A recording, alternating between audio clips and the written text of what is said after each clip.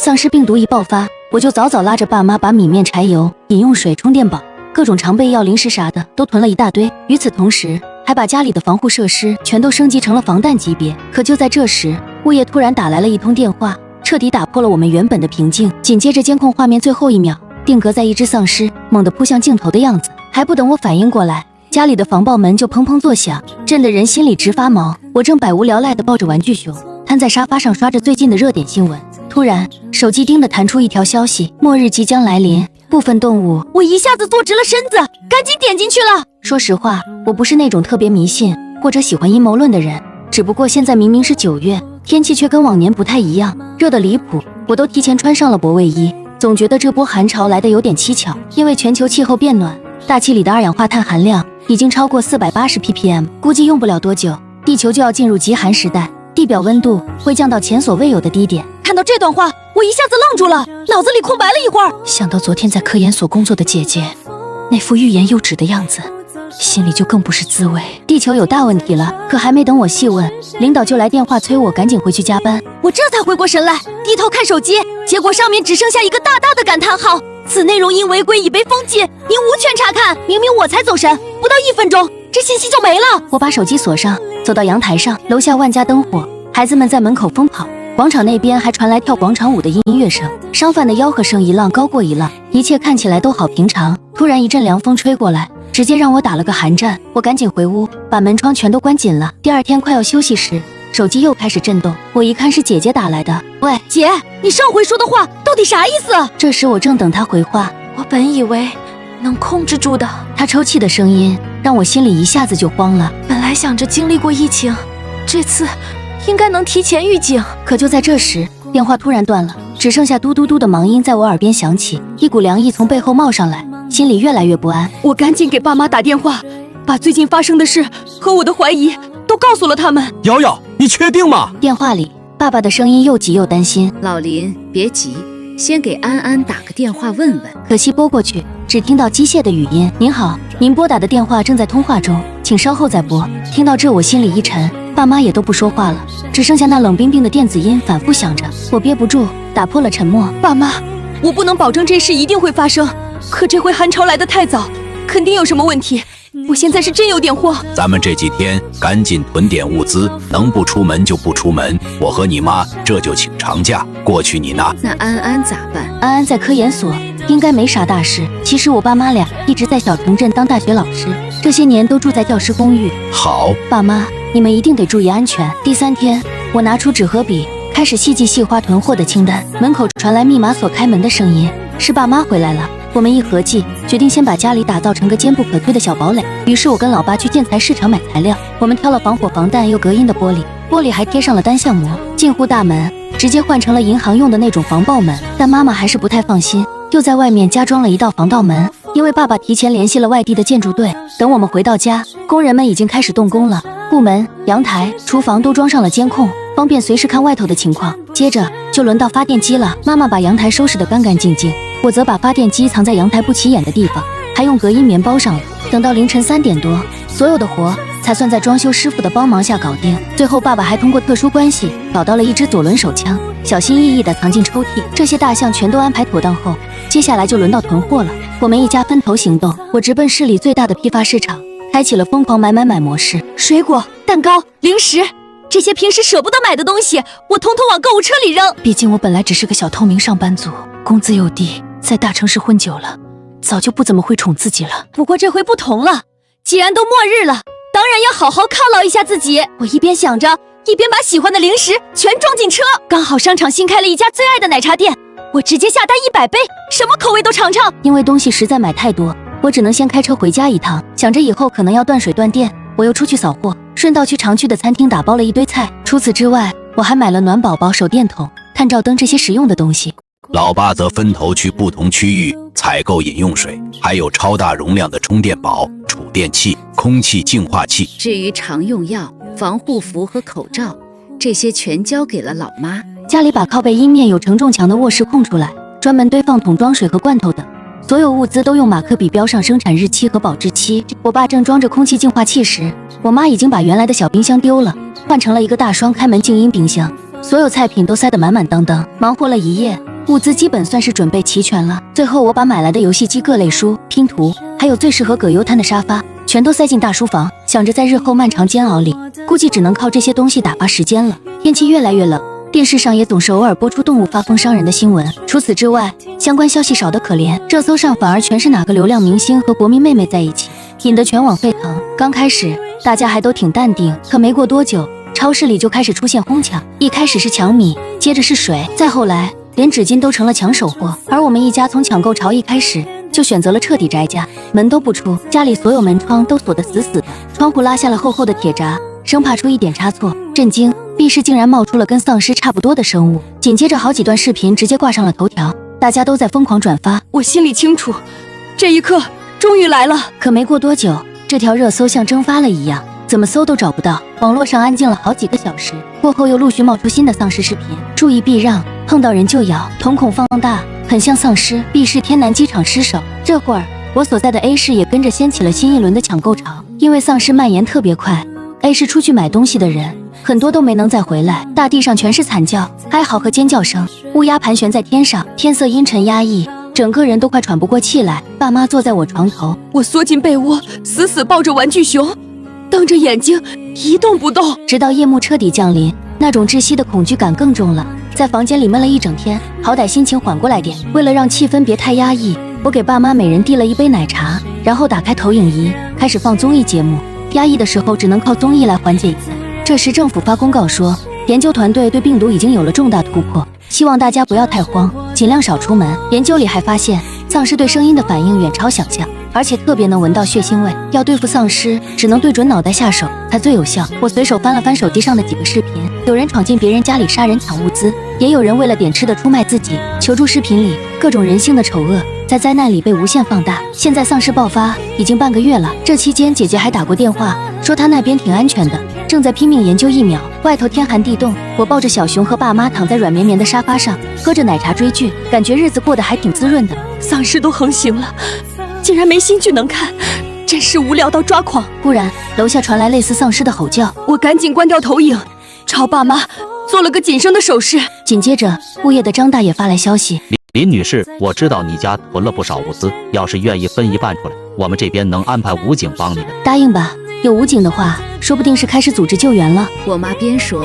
边伸手想拿我手机发消息，幸亏我反应快，胳膊一缩，把手机抢了回来。不行，我和我爸下意识一起看向阳台上的监控屏，果不其然，监控画面里楼下全是人头攒动，黑乎乎的画面闪烁着。突然，一张血乎乎的脸贴到了镜头上，滋啦一声，监控画面瞬间黑掉。紧接着家门口就响起了砰砰的砸门声，那声音越来越大，我不用望远镜都能想象，周围楼的人肯定都盯着我们这栋。我开始担心单元楼的玻璃门能不能撑住这么多丧尸的拍打。家里顿时安静下来。你俩是要急死我吗？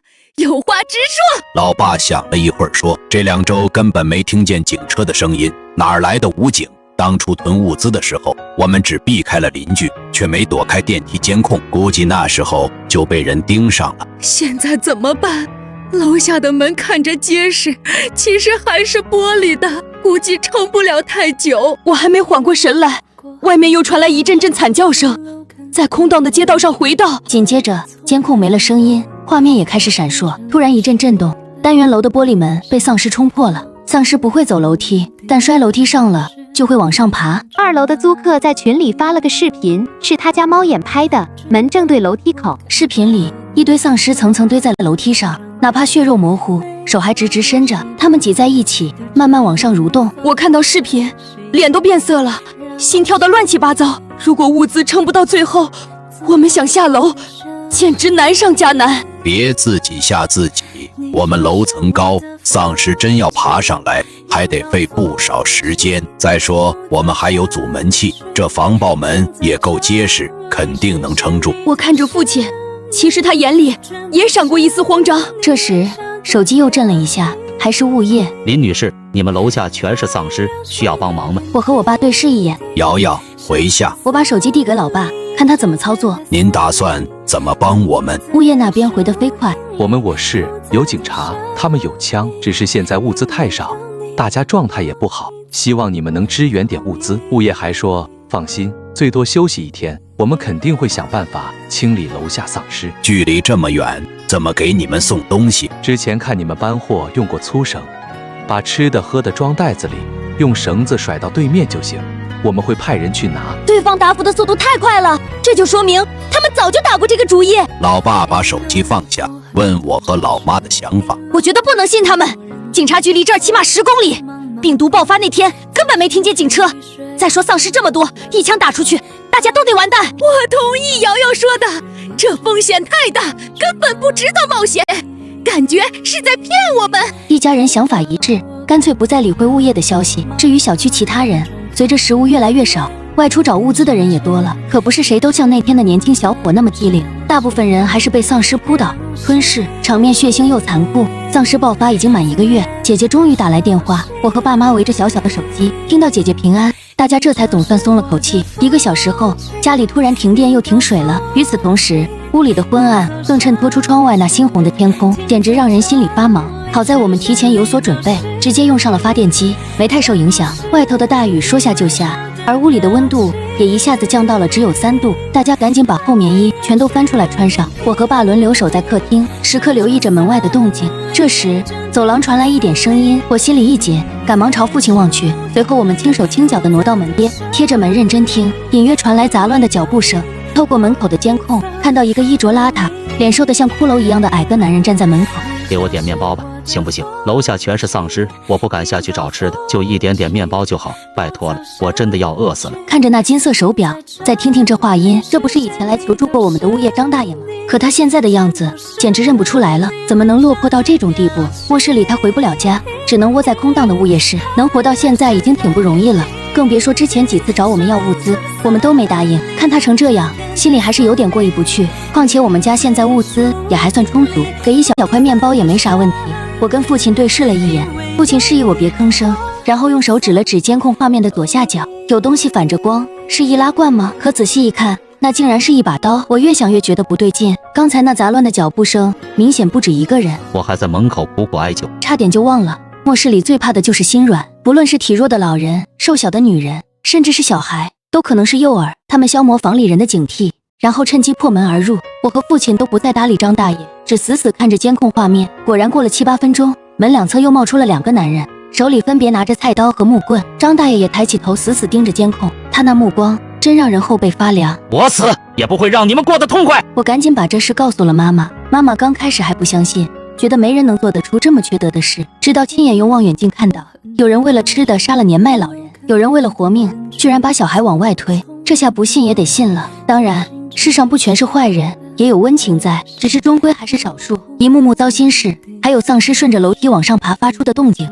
丝毫没有影响我们吃饭的心情。越是乱的时候，越要照顾好自己和家人。天气一冷，大家都想吃点热乎的，全家一起下厨。我负责洗紫苏叶、蘑菇、土豆，还有洋葱。爸在处理大块五花肉、鸡肉、海鲜，还忙着准备培根和烤炉。妈妈则在调各种蘸料、烤肉酱。今晚的主菜就是韩式烤肉。外头风雨交加，呼啸声在空荡的城市里回荡。我们把窗帘拉上，打开备用的暖黄小灯和电暖炉，脱掉外套，准备开动。等到香气扑鼻的紫苏叶裹着麻辣焦香的五花肉，热气腾腾地塞进嘴里时，所有的烦心事都被治愈了。在末世还能吃到这么一顿美味，简直像在做梦一样。吃饱喝足后，看监控也没发现什么异常，大家准备回房间睡觉。第二天一早，我抱着玩具熊，舒服地窝在温暖的被窝里，却没想到危险已经悄悄靠近了。啪啪！我皱起眉头，心想是谁在敲门。突然想起现在是末世，瞬间清醒过来，一睁眼就发现有只丧尸正趴在窗户上，一只手还在不停地拍打玻璃。我吓得赶紧捂住嘴，差点叫出声来。还好窗户贴了防窥膜，丧尸根本看不到屋里。我悄悄掀开被子，溜到隔壁叫醒爸妈。庆幸爸妈房间四周贴了隔音棉，丧尸听不见我们的说话声。这丧尸可能是从旁边阳台跳过来的。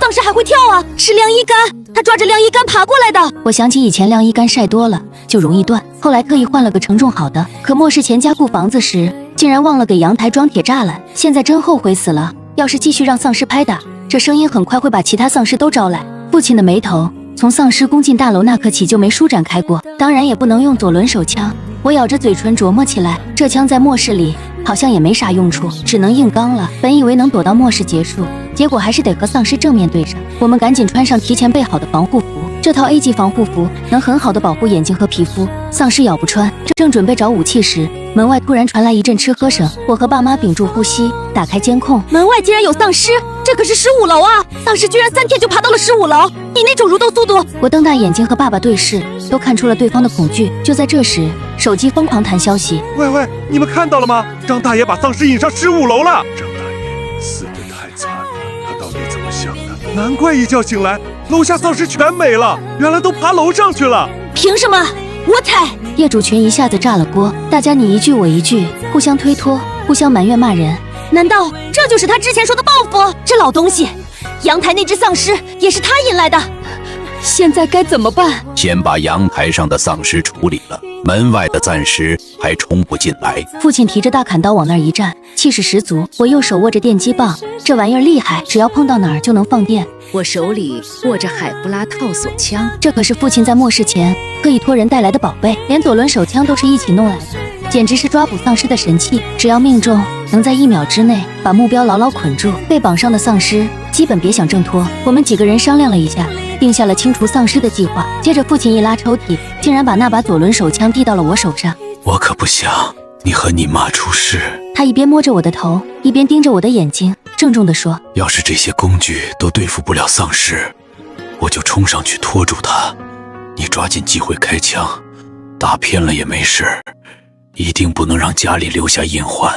我鼻子一酸，差点喘不过气，不过还是努力装作镇定，一只手搭在老爸肩膀上。老爸，我信你。我站在卧室门口，瞄了一眼扒在窗户上的丧尸，整个人进入了备战状态。父亲朝我和母亲使了个眼色，然后打开了落地窗，窗户一被打开，丧尸立马张开大嘴，挥着胳膊冲了进来。母亲抢先动手，3米长的凯夫拉绳以每秒200米的速度飞射出去，准确无误的缠住了丧尸的2条腿。丧尸重心一歪，直接趴倒在地上，可他还在挥着胳膊朝我和父亲爬过来。我瞄准丧尸的腰窝，直接一棍子捅了过去。强烈的电流让丧尸浑身发抖，只能伸着手臂抽搐。就在我拔出电击棒的瞬间，父亲握着大砍刀，果断一刀插进了丧尸脑袋。丧尸像被定住一样瘫在地上一动不动。看着地上的丧尸毫无动静，我和爸妈总算松了口气。为了防止后患，我小心地踩上凳子，用老虎钳剪断了吊在晾衣杆上的钢丝。站在凳子上的时候，我瞄了眼旁边阳台，那里躺着2具尸体，靠在一起，一个是原来的房主，另一个是物业的张大爷。张大爷手腕上还戴着那只金色手表，仿佛是末世里最后的尊严见证。果不其然，丧尸是他引来的吧？清理完丧尸后，我打开了监控画面，门外的丧尸少了点，